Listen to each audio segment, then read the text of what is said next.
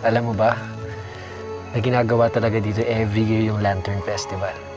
At dito lang yan sa Chiang Mai ginagawa yung pinaka-biggest festival nila. So paano, let's make a wish.